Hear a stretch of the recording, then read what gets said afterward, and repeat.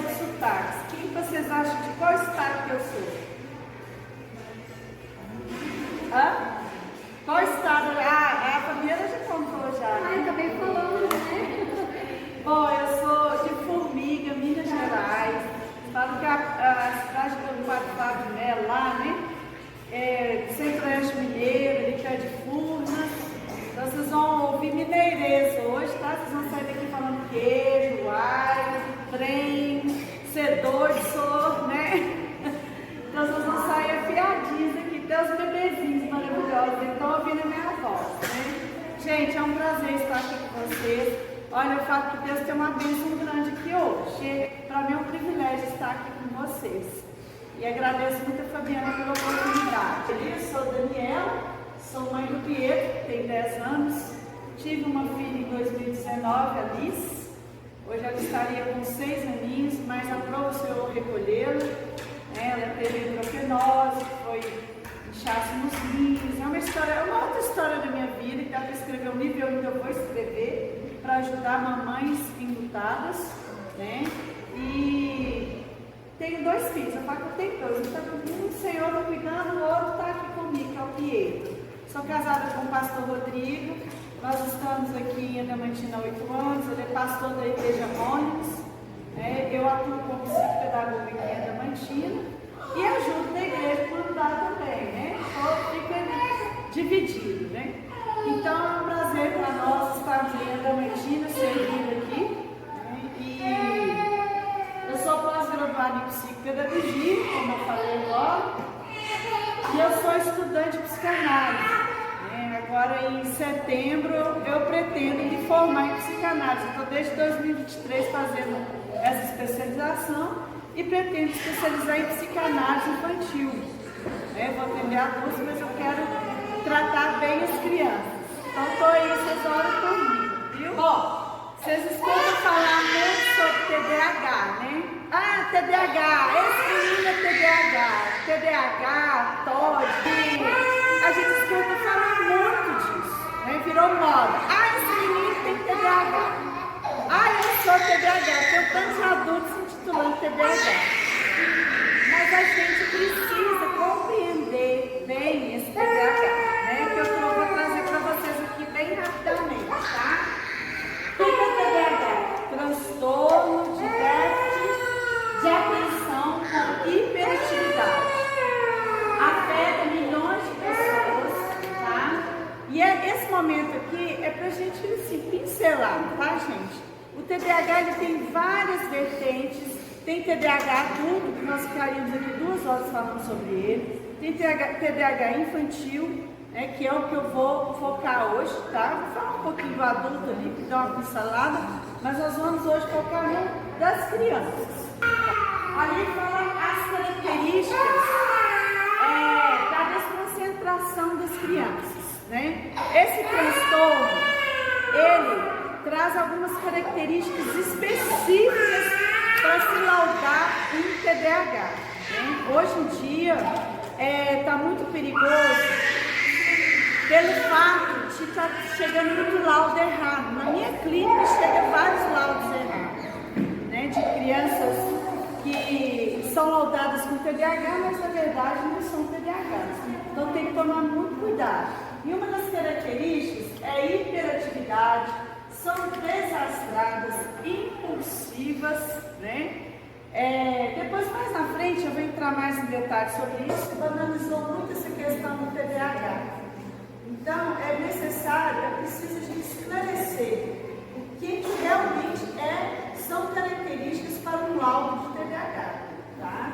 Inclusive, esse laudo, gente, já vou adiantar aqui, leva no psicopedagogo. O psicopedagogo já vai para TDAH, pode correr, tá? Não se lauda a criança somente na primeira observação, só com 4, 5 pontos de criança, não. O TDAH, assim como o TOD, que é transtorno opositor desafiador, ele necessita de 4 a 6 meses de observação da criança, conversa com os pais, tentar alinhar alguns comportamentos, conversa com a escola, para depois encaminhar para um neuropediatra de confiança, tá? Isso depois eu vou estar, nós vamos falar, uma criança com TDAH. Não é assim supetão, não, tá? Por isso que eu quis detalhar bem para a gente entender bem o que é isso. Então, ali está a hiperatividade. Os sinais podem diferenciar uma criança TDAH de outra, tá? Em sua distração, impulsividade e hiperatividade. Tudo na criança TDAH é mais, tudo deles é mais, tá? É mais emoção, é mais abraço, é mais falar, né? Eu sou do TDAH, tá, gente? Depois eu falo um pouco de mim. É tudo mais, né? Tudo mais. E ela é mais agitada, mais bagunceira, é mais impulsiva, mais distraída, dispersa e não perseverante. Ela começa uma coisa e não termina. Ela começa a brincar com um brinquedinho e isso depois dos 3, tá, gente? Com 2 anos é normal a criança começar um brinquedinho, mudar, é normal, tá? Mas uma criança de 4, 5 anos, por exemplo, começa a brincar. Aí já muda, aí vai espalhando tudo, né? Aí ela, em vez de abrir a gaveta, já pegou todos os papéis, ela não tem, assim, um começo e um fim. Né? Ela não termina nada que ela comece. Os adultos, vou abrir um parênteses, não param em emprego nenhum, não param em relacionamentos, trocam de relacionamentos o tempo todo, trocam de trabalho, nunca estão satisfeitos, estão sempre mudando. Então, uma criança pode ser TDAH se existir essas 3 características, tá, gente? Guarda bem aí. Impulsividade, distração e hiperatividade, que é a criança inquieta, tá? Eles são até transparentes. For muito intensa e frequente quando as crianças foram da mesma idade, né? Ela está numa turma de crianças de 4 anos. Os comportamentos são mais ou menos iguais, né? As maneiras são muito de interesse, a gente fala assim, né?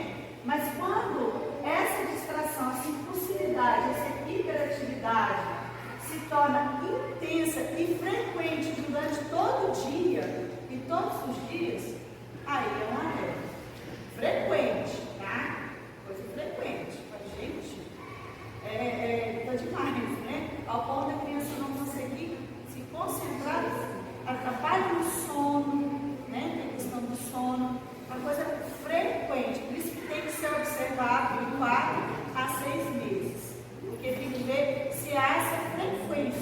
O principal instrumento de um médico profissional habilitado, né, os psicopedagogos, os neuropsicólogos, os neuropsicopedagogos, que hoje tem um monte, né?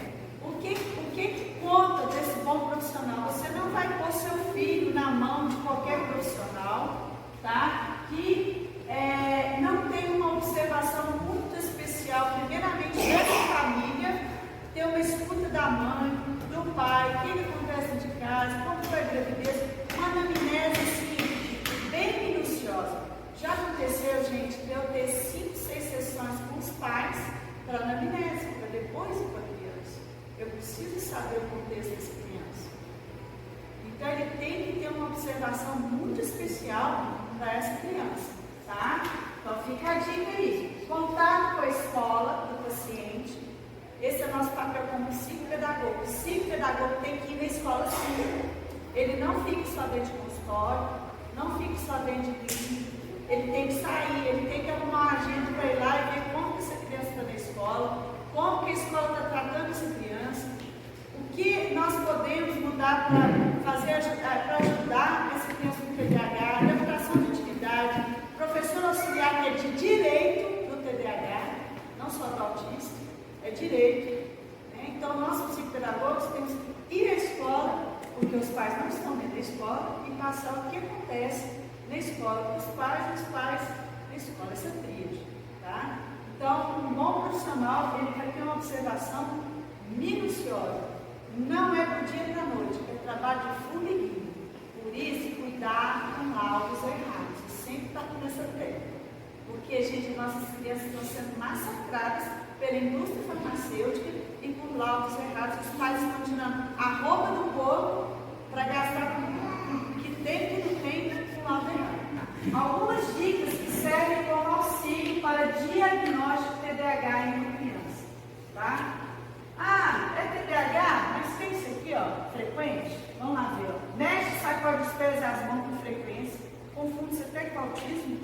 né? O estereotipo do autista, né? É confundido com o TDAH, por isso tem que investigar, né? É facilmente distraída por estímulos externos. Na escola, infelizmente, quando eu vou na escola, eu falo, gente, menos informação nas paredes. É calendário de aniversário, é um monte de livro, né? Isso para o TDAH é um terror, até para o autista. É muita informação. Quanto menos informação tiver, menos distraída a criança vai ficar. Ajuda bastante, tá? Tem dificuldade de esperar sua vez nas brincadeiras. É o famoso entrão, né?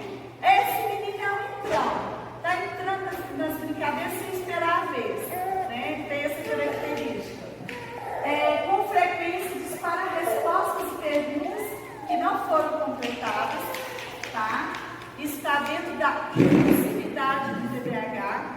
A gente mal começa, mal falou, aí ele já entra e já dá a resposta, né? Já é impulsivo, já tem essa impulsividade. Corta o assunto no meio, entra no conversa com o papai e da mamãe no meio. Essa é impulsividade, tá? Tem dificuldade em seguir instruções e ordens. Aqui não é uma questão, gente, de ser rebelde ou de se ordinar. O TDAH não tem nada a ver com tóxico, é transtorno desafiador. Porque o TDAH, às vezes ele faz, eu já vi crianças que falam assim, tia, mas eu não queria ter feito isso. É porque o cérebro, eu vou falar sobre o cérebro um pouco, tá? É acelerado. Quando ele veio, ele já fez, ele já falou, por causa da impulsividade. Então não é uma questão de ser rebelde, é porque ele fez na impulsividade dele, por causa do cérebro acelerado, tá? Então, cuidado, você está vendo por que tem que ser bem investigado? Porque confunde-se muito, né? Tem dificuldade de manter a atenção em tarefas ou mesmo em atividades lúdicas, em brincadeiras, ele está viajando. Ele tem essa dificuldade, tá? Uma sugestão para as escolas, os educadores que estão aqui, né, que eu dou para as escolas quando eu vou. Unir atividades educativas com meios de multimídia, porque hoje também fala-se muito da questão do celular, excesso de mídia para as crianças. Sim, atrapalha sim, o excesso atrapalha sim, mas as escolas precisam pensar em atividades com objetivos de alcançar esses TDAHs que são gênios, né? Até mesmo os autistas, incluindo atividades com mídias, né? Um laboratório, por exemplo, com computador, né? Onde eles vão ter uma atividade lúdica ali com mídia. Isso ajuda muito também no desenvolvimento cognitivo deles, porque eles são feras, tá? Ficar sentado 4 horas seguidas, uma carteira, para um TDAH é a morte. Então, a escola precisa pensar em estratégia para todos, para atender esse público aí, tá? A questão do multimídia é uma atividade, tá? Bom, eles precisam de música, né?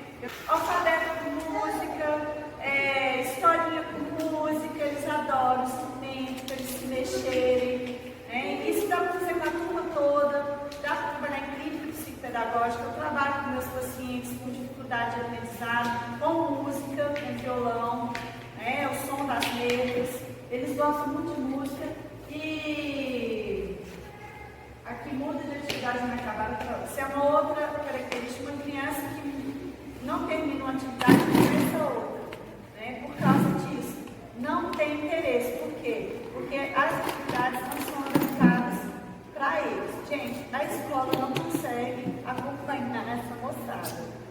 A verdade é essa. O TDAH é o futuro cidadão que a sociedade vai catar lá daqui uns 10, 20 anos.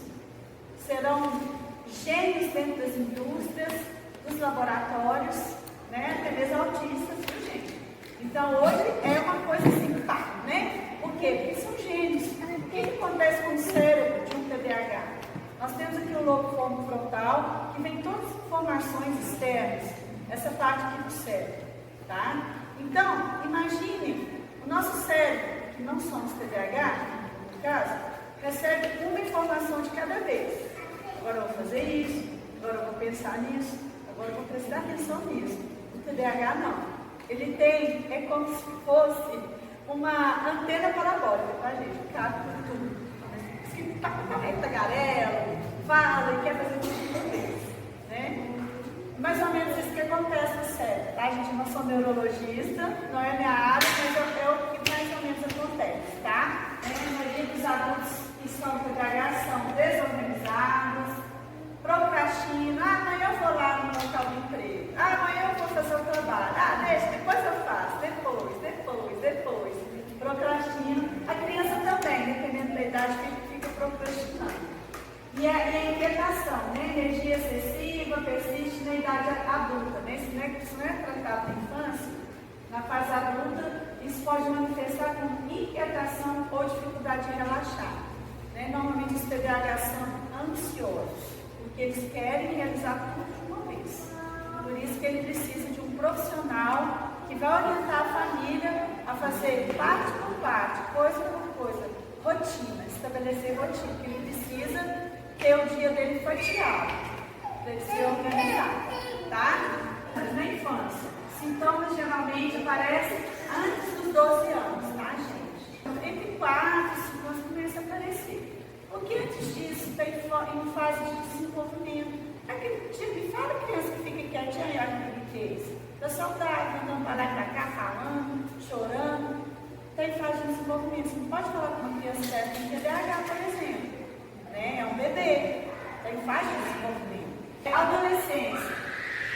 Se não é tratado na infância, chega uma adolescência, ele tem desafios acadêmicos, né, que pode aumentar.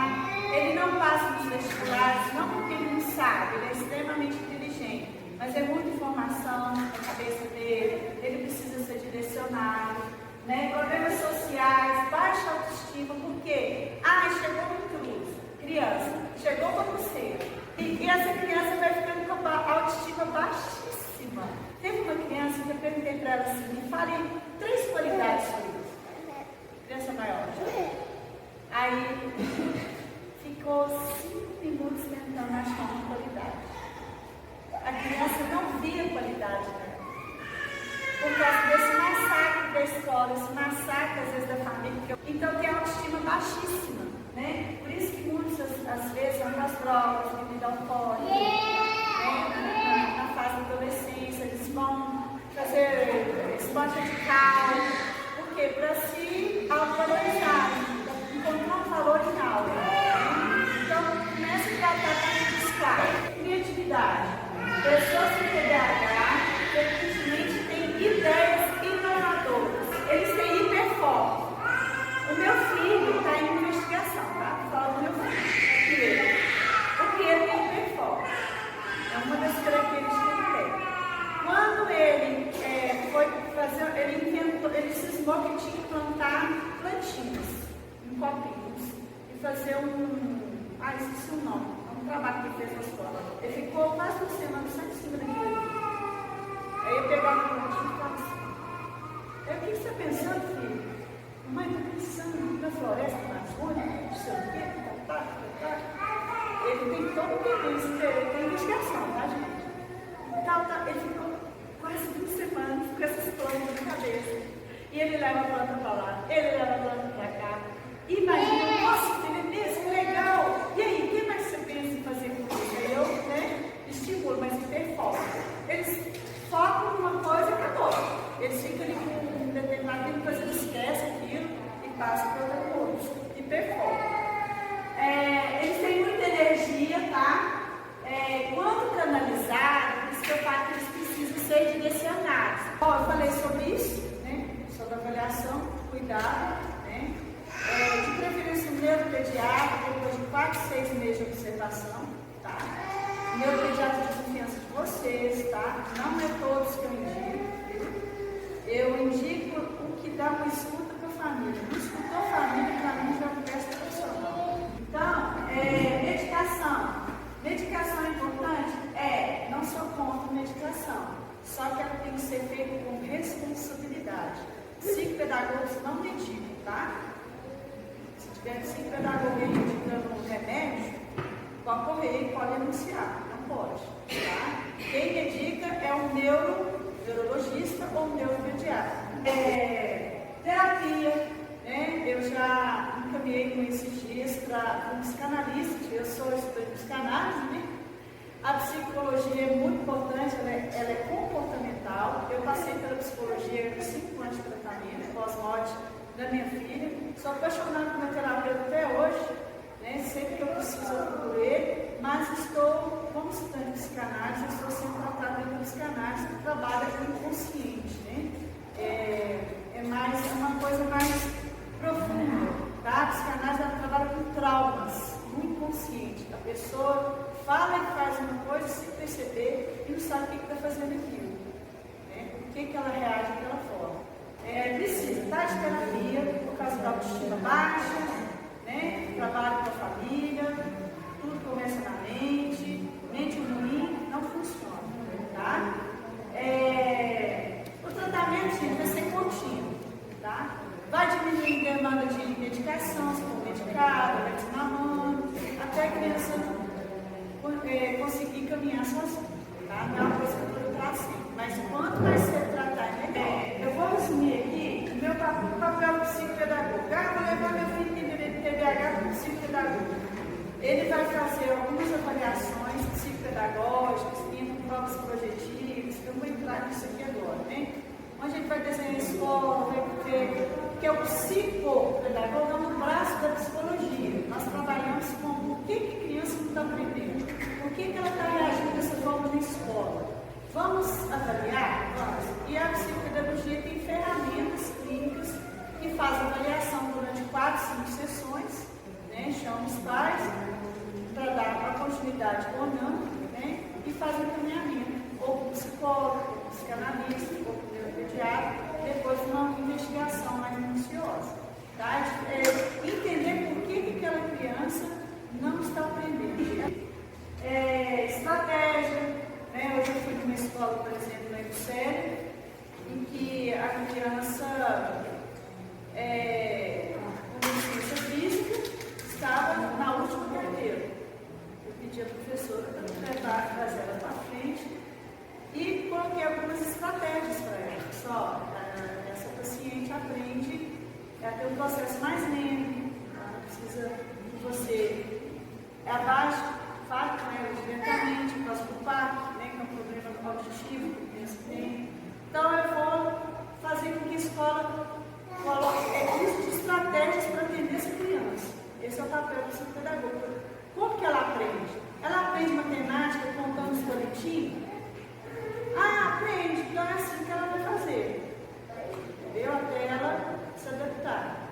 Mas os coleguinhas outros não falam, não, mas ela precisa ser assim, então vai ser, tem que ser feito assim. Então é estratégia, tá? Mediação, tá?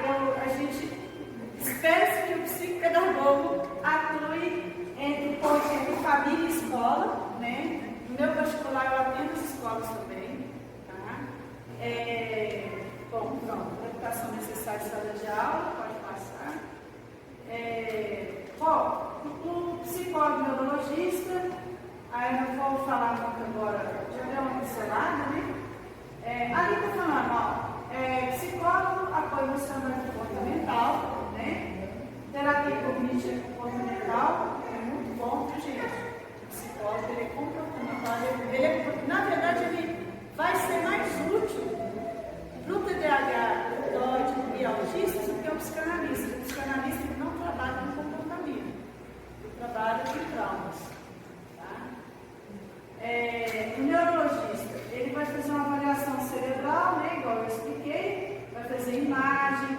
Não tenha preconceito dos nossos colegas neurologistas, eles são bênçãos. Teve um pai que virou para mim e falou assim: eu levei minha filha no neurologista, você está chamando meu filho de louco? Não é isso. Neurologista não trabalha com gente doida. Ninguém, nem psiquiatra trabalha com gente doida. Todos nós precisamos. O terapeuta ocupacional desenvolve a coordenação motora fina, que é descrita, grossa, que é a questão de espaço. Ele vai ajudar a criança nessas funcionalidades, né? Que é a psicomotricidade fina, escrita, ele tem os instrumentos.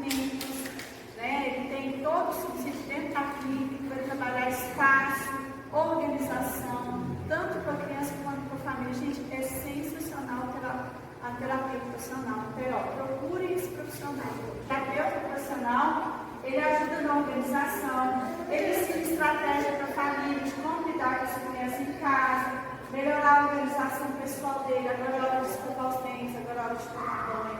Agora, o terapeuta ocupacional às vezes vai na sua casa, tá? Ver como que é a rotina, ajuda a organizar essa rotina. Gente, ambiente de estudo para TDAH até pode. Tem que ser um ambiente calmo, quarto, fechado, sem muito barulho, sem a mamãe passando lá pra cá na cozinha, e cachorro vindo pra cá latindo, não, tem que ser um ambiente sem estímulos externos, tá? O terapeuta ocupacional ajuda nisso, viu? Então podem procurar.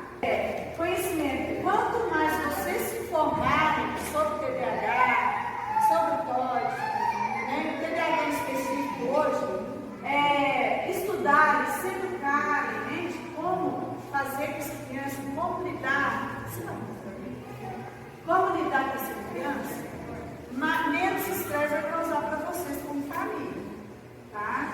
Então, quanto mais você estudar sobre e se informar, você vai entender certos comportamentos. Você vai, opa, aquilo ali foi o que eu li ali. É um comportamento, ele não está fazendo isso para me provocar, não, né? Então, é importante que os pais se autoavaliem e identifiquem em si mesmos características de impulsividade e desatenção, tá? O TDAH, ele tem um forte componente genético. Saber diferenciar desobediência e inabilidade. Isso é muito importante. O TDAH nem sempre ele é desobediente. Vocês vão entender por quê. É quando não estão conseguindo controlar seus impulsos. Coisa, a cada pequeno passo, exemplo, se a criança não quer fazer uma tarefa, jogar a responsabilidade para ela. Mas se ao contrário, ela não faz porque não consegue parar sentada, precisará ser auxiliada a desenvolver essas habilidades e ser recompensada a cada pequeno passo alcançado. Vocês têm que saber dar ordens positivas. Uma criança TDAH, quando erra em suas atitudes, é constantemente repreendida. Por outro lado, quando acerta, não recebe elogio nenhum. Dá confusão na mente, né? Tudo que eu faço é errado, mas o que será o certo? Recompensas.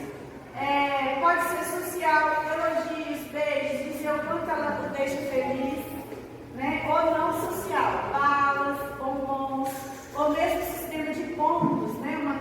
Um cartazinho de ponto acumulado, valerão alguma coisa importante para a criança. A recompensa mais positiva para a autoestima da criança é a social.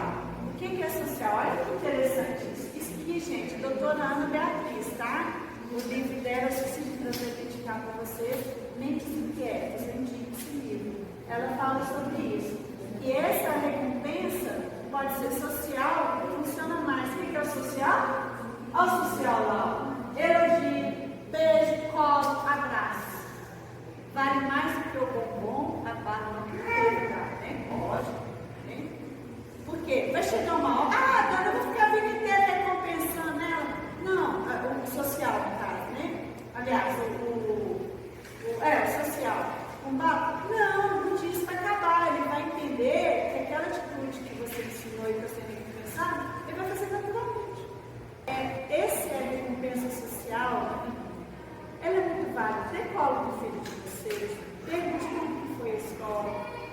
Quando é bebezinho, cante para o seu filho, já pode cantar já aí na barriga, profetizar palavras de bênção para ele, que ele é abençoado, que ele é especial, que ele foi sonhado por Deus, que ele não é um estouro na sua vida, que ele é um presente de Deus na sua vida do papai. Crianças que têm pais separados, olha, o problema é eu, papai, você não é o problema, você não é culpado, você é bênção nessas vidas, né? Filhos que o pai abandonou, olha, o pai te abandonou, mas Deus e a mamãe não te abandonou, nós te amamos, você é aceito, você é especial. Gente, a recompensa social, ela é curadora, vale mais que qualquer coisa. Vale finalizar. Meu Deus, vai demais. O nosso objetivo é sempre promover sucesso para essa criança. Gente, o nosso motivo você está aqui, mamãe, né? Eu creio que o amor, ele está acima de tudo, né? A Bíblia fala que não adianta a gente remover montanha, Não adianta a gente ir em neurologista e vai lá no e faz isso. Adianta. Tudo que nós falamos aqui adianta, são coisas práticas, né? Você age, Deus age, está ali junto com você no processo. Só que se você fizer isso sem amor, nada vai adiantar, né? O amor está acima de tudo. E Deus, Ele confiou esse filho no seu ventre, esse filho que já está aí no seu colo, né? Se você está aqui, tem algum filho maior, mas ele já está grande, é tarde demais. Não, enquanto tem vida, há esperança, pode se mudar. Estamos aqui para isso, para ajudar vocês. Ninguém caminha sozinho, ninguém cresce sozinho. E o Salmo 139, eu gostaria que as mães em casa refletissem sobre esse salmo, tá? Até profetizassem sobre o seu filho. O salmo fala assim, de um modo tão assombroso e tão assim misterioso, Deus travou tudo aqui, gente, nos formou no ventre. Aí ele fala lá no salmo que antes que a pessoa sonhasse, ou nem sonhasse com a criança, Deus já sonhou com essa criança. Então o salmista fala, antes que me formasse no ventre da minha mãe, tu, ó Senhor, já sonhava comigo, tu já me via, informe, sem forma no ventre, Deus já nos via, Deus já via a gente informe. Então Deus sonhou comigo, sonhou com você, te confiou essa criança, confiou esses bebês maravilhosos, essas crianças, fomos escolhidos por Deus. Então, nada de baixa autoestima. Quando errou, sacode poeira, vamos consertar. Não existe mais perfeito, não existe mais perfeito, né? Ainda bem que não tem, porque nós aprendemos a com erros. E bola para frente, porque o que vocês têm na casa de vocês é muito precioso, são gêmeos, tá? Então que Deus abençoe, desculpa aí, eu extrapolei aí o horário, né? Estamos aí à disposição, viu, Fabiana? A Fabiana está aí, né, Fabiana? Obrigada, Gami. Essa é uma organização maravilhosa que tem abençoado tantas vidas, o quanto eu tenho aprendido, quando eu gostaria de estar ajudando mais, mas devido ao tempo e correria, a gente não consegue abraçar tudo, mas eu me encontro à disposição, viu? Dani, conta que você participou lá da sessão de foto, né? Você ajudou na maquiagem. Foi mesmo. Na época, eu ainda vendo Mary Kay, né? Mas eu não tenho tempo de sair estudando Mary Kay mais, né? Por causa da clínica e dos estudos. Então, a Fabiana me chamou para participar da sessão de foto das mães, né? E hoje teve, gente, não sei maquiar não, tá? Mas aí eu levei maquiagem, vamos ficar bonita, né? Gente, porque a gente também tem que se cuidar, né? Os homens também, viu? Não é só mulher não, né? A gente tem mania de celular para tudo, né? Principalmente a mãe, né? Então tem que maquiar, passar um batom, né? Deixa o menino chorar um pouco, vai não. Vai lá, passa um batom, passa um lápisinho de olho. Eu falo, gente, porque eu me anulei. Eu tive uma pós-depressão, assim, um estado depressivo, né? Na vida do Pietro. Não que eu fiquei depressiva, mas eu me anulei. Me anulei porque eu passava um batom, gente. Não, vocês passam um batomzinho, passa o perfuminho, segure, cuide do psicológico de vocês, para o filho de vocês receberem legal também. Tá bom? Aí a Mary Kay tá aí, ó. Se vocês quiserem maquiar de Mary Kay, não dá um jeito, viu? Gente, ó, beijo no coração. Obrigada. Desculpa, obrigada pela paciência.